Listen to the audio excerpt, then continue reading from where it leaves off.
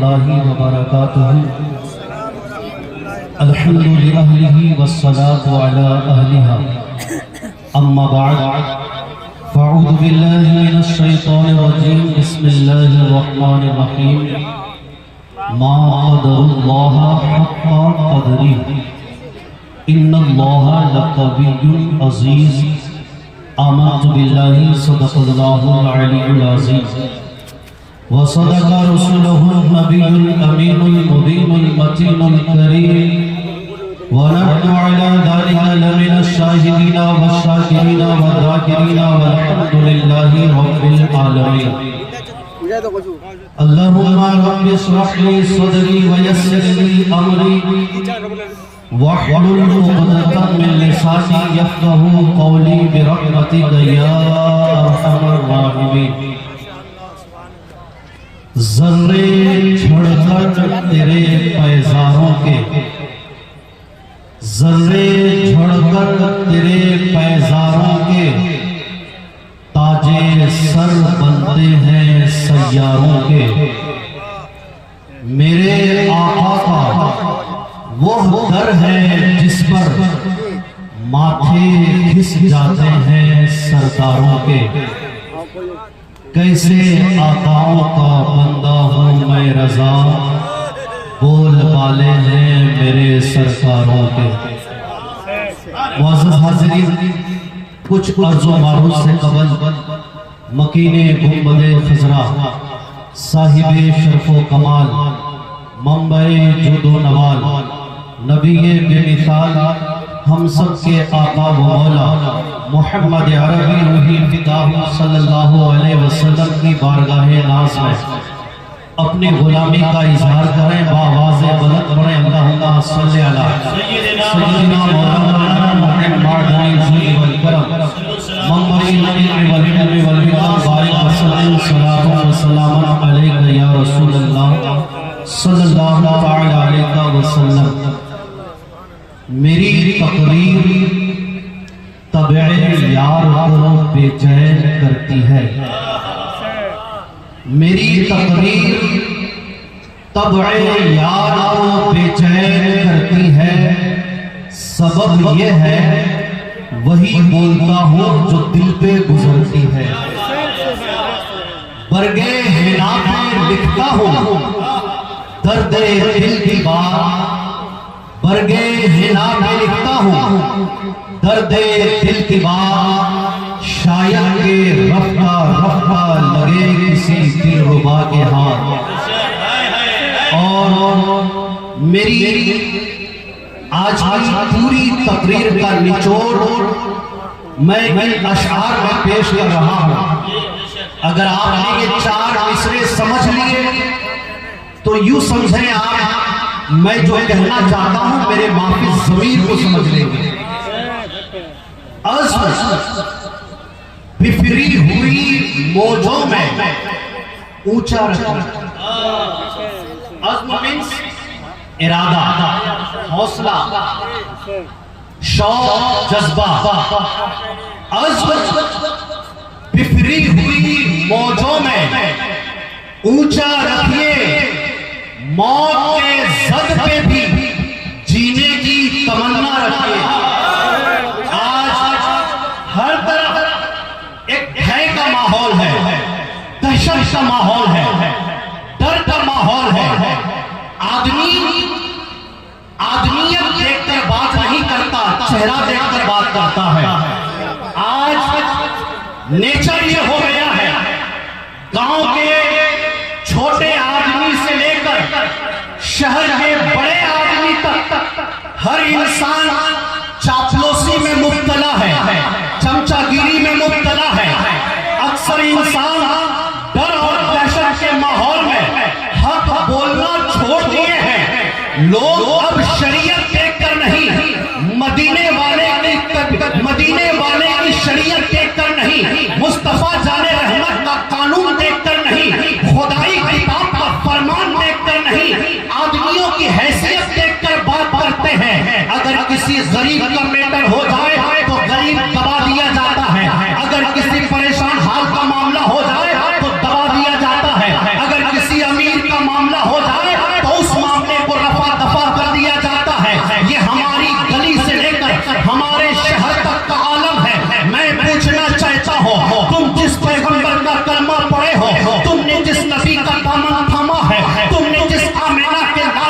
अपना पैगंबर तस्लीम किया है, उसके नवासे ने यजीद के सामने करबला की मुकद्दस धरती पर अपने खानदान के 72 अफराद को कुर्बान करके जो मैसेज और पैगाम अहले ज़माना के हवाले किया था वो क्या था? क्या हम लोगों का चेहरा देखकर बात करें? क्या हम गरीब और अमीर देखकर बात करें? क्या हम ऊंच और नीच देखकर बात करें? क्या हम अपने मेटर और मामले पैसे और दौलत देखकर सुलझाएं? हुसैन ने करबला की मुकद्दस वादी से हमें जो पैगाम दिया है उसी पैगाम को इन शेरों में समेटा गया है कि अज़्म बिफरी हुई मौजों में ऊंचा रखिए, मौत के ज़द पे भी जीने की तमन्ना रखिए, राह की तकलीफें सहने के वास्ते जिस्म फौलाद का पत्थर का कलीजा। नारे तकबीर, नारे रिसालत, उलमाए अहले सुन्नत, अल्लामा मेराज शम्सी साहब किबला, उनसे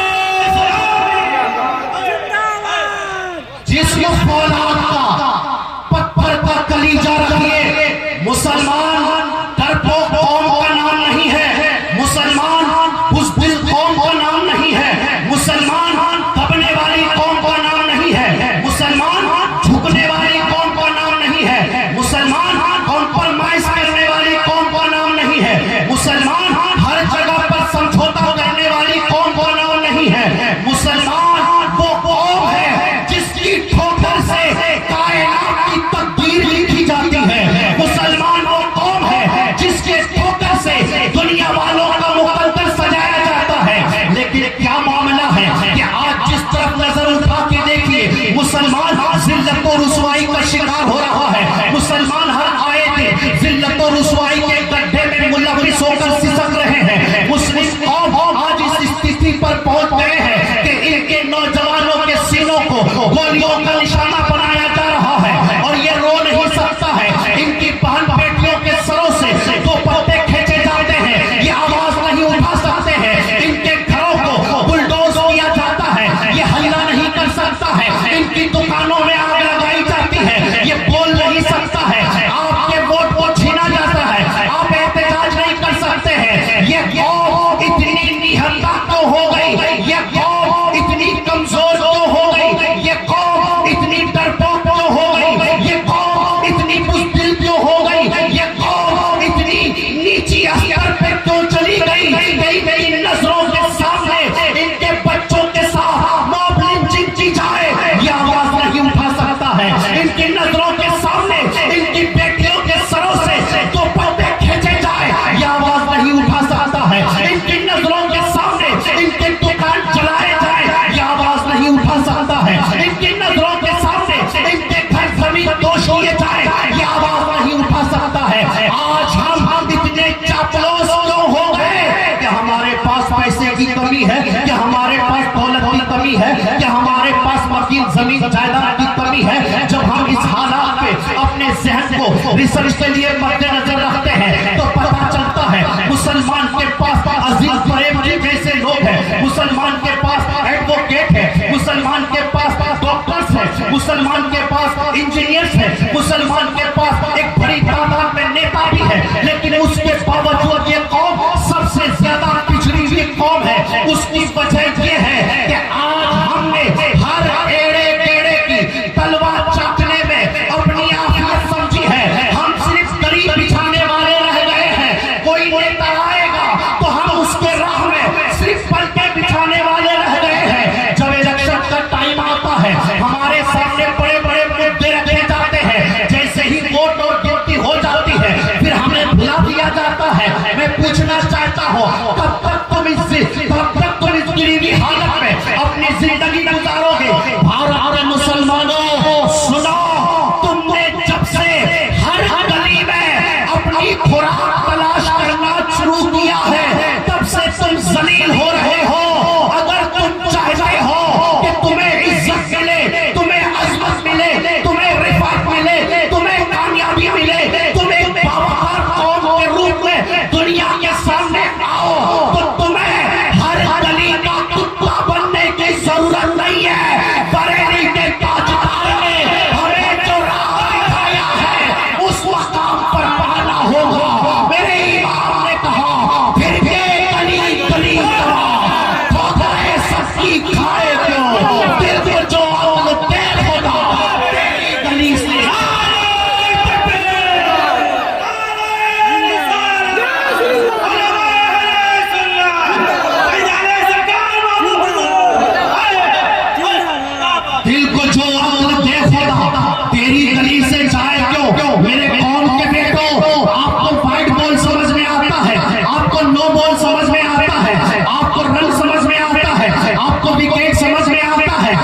आपको रिकॉर्ड समझ में आता है, सचिन की सारी हिस्ट्री याद है, गांगुली की सारी हिस्ट्री याद है, आपको रोहित शर्मा की सारी हिस्ट्री याद है। मैं पूछना चाहता हूँ, और उसके नाम पर मेले और ठेले में घूमने आने वालों, क्या आज तुमने जो नक्शा उर्सों का बना रखा है, जो नक्शा जलसों का बना रखा है, जो हालात और फर्ज का बना रखा है, क्या तुम फर्क कर सकते हो कि इस उर्स में और मेले में क्या फर्क रह गया है? तुमने कभी गौर किया है कि हम इन दुकानों में, इन चौराहों में, इन रास्तों में, इन नाकों में, इन चूड़ी पट्टियों की दुकानों में किस कौम की बेटी पर गंदी नजर डालते हैं, किस कौम की बेटी को बेहिस करने के चक्कर में घूमते हैं, किस कौम की बेटी पर हम हमें ललचाई नजर रखकर अल्लाह रसूल के जिक्र से कान मोड़ के हम घूम रहे हैं। तुम्हें बुलाया दुकान के लिए नहीं गया है, तुम्हें बुलाया ईमान के लिए गया है,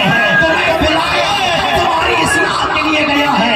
दुकान घूमने के लिए बड़े बड़े मरते काफी है, ईमान की इस्लाह चाहते हो, इसी इस्लाह को मद्देनजर रखते हुए इन उर्सों का इंतजाम किया जाता है। मैं पूछना चाहता हूँ मेरी कौम के नौजवानों से, तुम्हारी आंखें कब खुलेगी, तुम्हारी उंगलियां कैरम बोर्ड और गोटियों से कब बाहर आएगी, तुम्हारी उंगलियां मोबाइल पे 6 इंच की स्क्रीन से कब बाहर आएगी, तुम्हारी सोच पबजी गेम से बाहर कब निकलेंगे? जब वही हादसा, जब वही मामला तुम्हारे साथ भी होगा। आज एक ट्रेन पर मुसलमान दाढ़ी और टोपी रखकर सफर करने में डर और घबराहट महसूस करता है। आज एक मुसलमान एरोप्लेन में भी सुरक्षित नहीं है। आप नजरें उठाकर देखिए कि हम कहां पहुंच गए हैं। इन तमाम जिल्लत और रुसवाई की वजह सिर्फ यही है कि हम मुस्तफा जाले रहमत से दूर हो चुके हैं, पैगंबर इस्लाम की सीरत और सुन्नत से दूर हो चुके हैं। हमें क्रिकेटर के रिकॉर्ड याद है, हमें हीरो की सीरत याद है, मगर आमिना के लाल का किरदार याद नहीं है। ऐ मेरे कौम के नौजवानों, इस वक्त इज्जत लूटी जाती मुस्लिम शहजादियां चीख रही है कि कहां है 18 साल का वो सलाहुद्दीन अय्यूबी जो एक बेटी की आबरू के लिए कसम उठाता है कि जब तक सलाहुद्दीन जिंदा है मुस्तफा की उम्मत की बेटियों को घबराने की जरूरत नहीं है। आज पूछ रही है चलते हुए दुकान, गिराए जाते मकान, इज्जत लूटी जाती शहजादियां पूछ रही है कहां है शमसुद्दीन अल्तमश, कहां है शाहुद्दीन गोरी, कहां है तारिक बिन जियाद, कहां है मोहम्मद बिन कासिम। और मोहम्मद बिन कासिम 17 साल का वो नौजवान अपने मुल्क में है, भारत के एरिया से कुछ औरतें अपनी टूटे हुए बालों को कागज में लपेट कर बादशाह के हवाले करता है। मोहम्मद बिन कासिम के पास पहुंचता है 17 साल का ये करियर नौजवान कागज में लिपटे हुए औरतों के बालों को देखकर समझ गए कि मेरी कौम की बेटियों की इज्जत खतरे में है। वो अपने वतन की मट्टी को हाथ में लेकर कसम खाते हैं कि बेटियों घबराओ नहीं, आज का मोहम्मद बिन कासिम तब तक कुछ नहीं खाएगा जब तक तुम्हारी इज्जत को महफूज।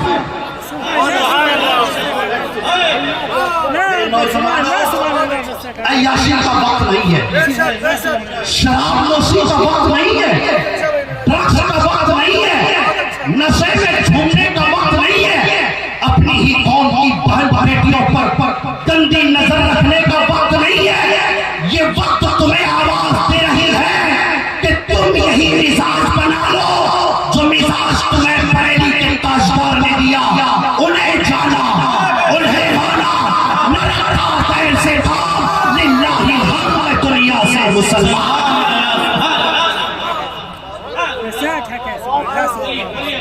हम किसी लावारिस कौम से वाबस्ता रखते हैं, हमने किसी ऐसे नबी का थोड़े कलमा पढ़ा है जिसका कोई कैरेक्टर नहीं है। एक अंग्रेज जिसका नाम नेपोलियन है, अंग्रेज है, मजहब का ईसाई है। जब मुस्तफा जाले रहमत का नाम पढ़ता है, किरदार और कैरेक्टर पढ़ता है, तो वो भी कहने पर मजबूर होता है There is no person on earth for sighted and insightful Mohammad पीस भी ऊपर लिखता है कि इस पूरी रुए जमीन पर पैगंबर इस्लाम जैसा बसीरत अफरोज और दूरअंदेश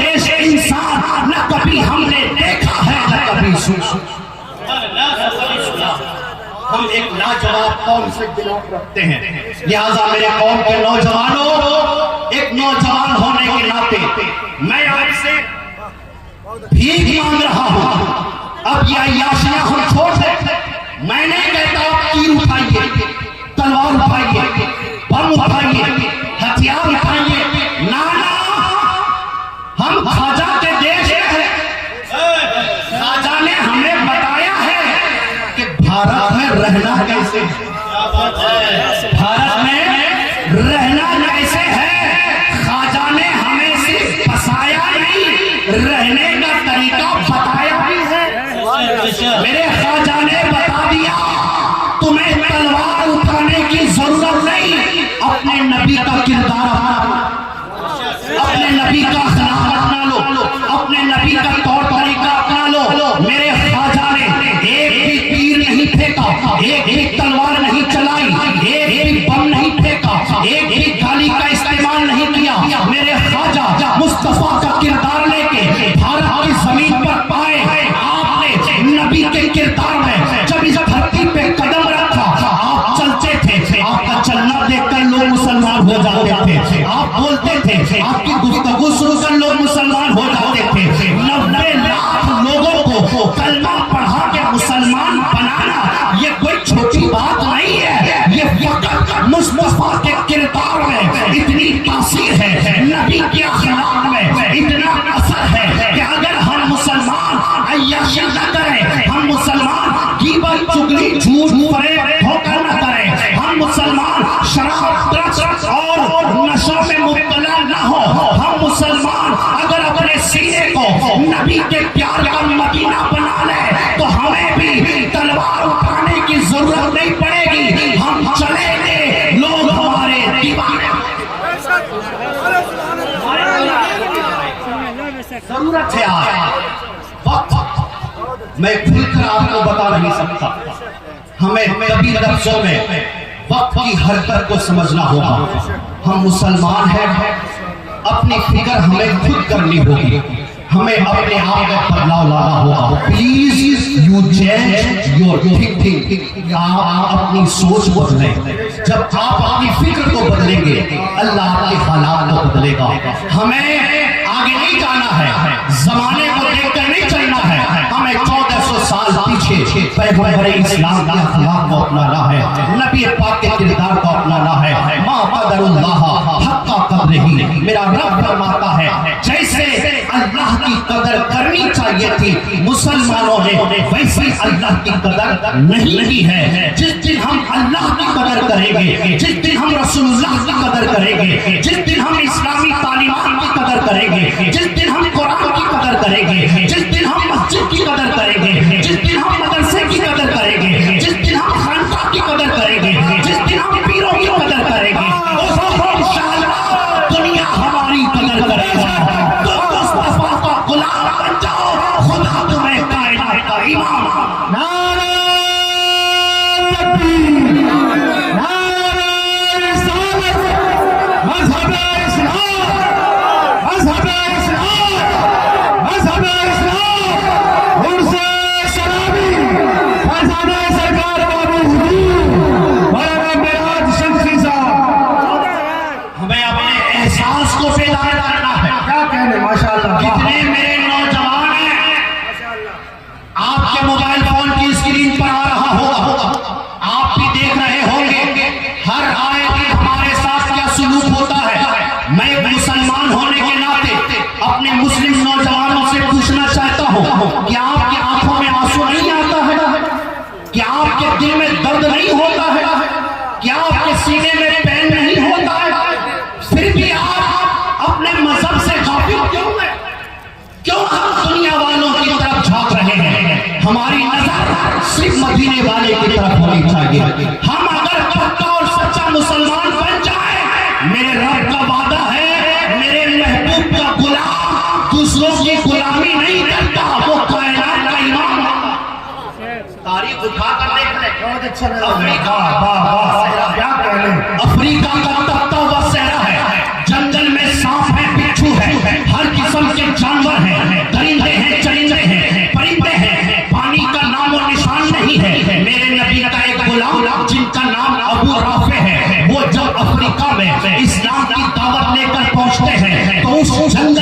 एक कौम नजर आती है जो हमारी बात भी नहीं समझते हैं। उस भयानक जंगल से दूर एक आबादी नजर आती है जो गुफ्तगू भी नहीं समझ पाती है। जब अफ्रीका के तपते हुए सहराओं में पहुंचे, लोगों ने जंगल की तरफ इशारा किया और अपने लैंग्वेज में कहा, ए पैगंबर इस्लाम का कलमा पढ़ने वाले, अगर तुमने इस जंगल को आबादी में बदल दिया तो हम कलमा पढ़ के मोहम्मद अरबी का गुलाम हो जाएंगे। हजरत अबू राफे अपने लश्कर को लेकर अफ्रीका के उस जंगल के पास आए, जिस जंगल के पास बड़े बड़े बहादुर लोग आने में डरते थे, बड़े बड़े बहादुर लोग लड़ते थे, बड़े बड़े बहादुर लोग लड़ते थे। इस जंगल में नाग भी है, शेर भी है, चीता भी है, भालू भी है, भयानक किस्म के बिच्छू भी है। अब सुनो ऐ मुसलमानों, तुम्हारी ताकत क्या है? अगर तुम कानों में एयरफोन लगाकर 24 घंटे गाने सुनते रहोगे तो तुम्हारी जबान पे तासीर कहां से आएगी? अगर तुम मस्जिद की अजान सुनकर इग्नोर कर दोगे तो तुम्हारे सीने में वो दम कहां से आएगा? सुनो, हजरत अबू राफे से जब कहा गया, इस आकर हजरत अबू राफे ने कहा, ऐ जंगल के शेरों, ऐ जंगल के सांपों, ऐ जंगल के बिच्छुओं, ऐ जंगल के दरिंदों, तुम्हें मालूम होना चाहिए कि मोहम्मद अरबी का गुलाम आ गया। सुभान अल्लाह, सुभान अल्लाह। मोहम्मद अरबी का गुलाम आ गया है।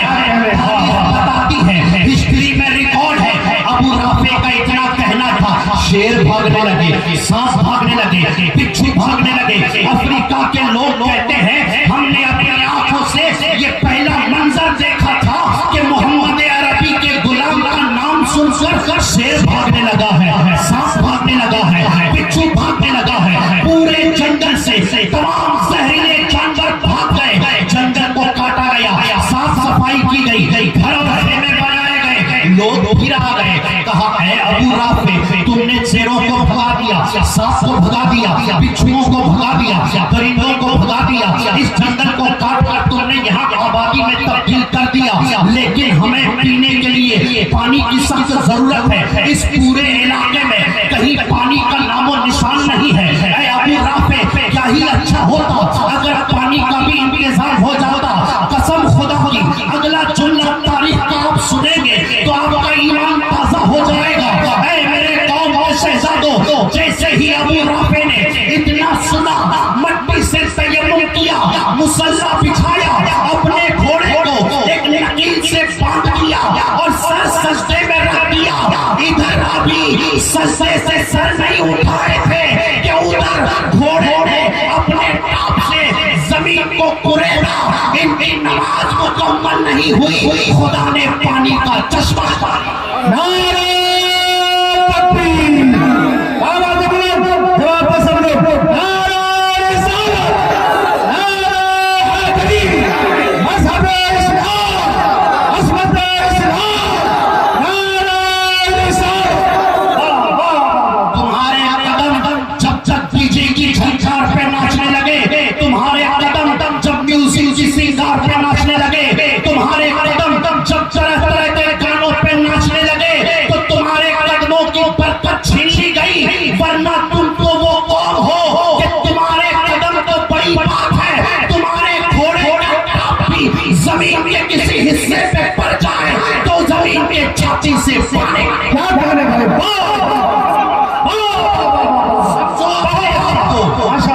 समझो अपने आप को, तुम क्या हो, तुम्हारा मकाम क्या है, तुम्हारा रुतबा क्या है। ये सारी चीजें सिर्फ इसलिए हम झेल रहे हैं कि हमने वही गलती की जिस गलती से बचाने के लिए मेरे इमाम ने कहा था, या रसूल अल्लाह, तेरे टुकड़ों पे बने, गैर की ठोकर पे न डाल, झिड़कियां खाए कहा, छोड़ दे सदका तेरा, मुस्तफा के कदमों पे आ जाओ, दुनिया तुम्हारे कदमों पे आ जाएगी। जो भी जरूरी बातें थी मैंने आप तक पहुंचाई, और एक जरूरी बात मैं अपने गुफ्तगू की आखिर में, अल्हम्दुलिल्लाह कल सुबह सैयदी सरकार बाबू हुजूर के मुकद्दस हाथों से तामीर जामा मस्जिद का नया काम शुरू होगा। मैं आप सभी हजरात से गुजारिश करता हूँ, जब सैयदी सरकार बाबू हुजूर तशरीफ लाएंगे और हमारी जमात के अभी दो बेहतरीन के खतीब हजरत अल्लामा डॉक्टर मुसव्विर रजा साहिब किबला पीएचडी पूर्णिया बिहार, उनको भी समाप्त करना है। उम्दतुल खुतबा हजरत अल्लामा मुफ्ती महफिल अशरफ साहिब किबला सोलापुर, इन्हें भी समाप्त करनी है। लिहाजा जब हजरत अल्लामा मुफ्ती महफिल अशरफ साहिब किबला तशरीफ लाएंगे तामे गिरमे सुहाने, आप तामीर मस्जिद में हिस्सा लीजिए, इसलिए कि हम रुए जमीन पर जिस जगह पे जहां पे भी जैसा भी जितना भी खर्चा करते हैं, तमाम खर्चों में सबसे बेहतरीन खर्चा खुदा के घर में खर्चा होता है। अगर आपने इस घर के तामीरी काम में हिस्सा लिया तो इसका अजर आपको खुदा यहाँ भी अता करेगा, अल्लाह क़यामत में भी अता करेगा। मेरे नबी ने फरमाया जो रुए जमीन पर अल्लाह के घरों को तामीर करता है, खुदा उसके लिए जन्नत में महल तामीर करता है। लिहाजा हमें और आपको चाहिए हम इस मोड़ पे भी अपना कदम बड़े हौसले के साथ उठाएं। जिंदगी क्या जाने कब वफा करना छोड़ दे, इसलिए सांसें रहते हुए खुदा के घर में हाथ बटाइए, ताकि जब सांसें थम जाए कब्र में पूछे मेरे लिए कुछ करके आए हो तो कह देना परवरदिगार सारे तो मुकम्मल नहीं किया, पर छत लेके आया हूं तेरे बंदे से विशेषता।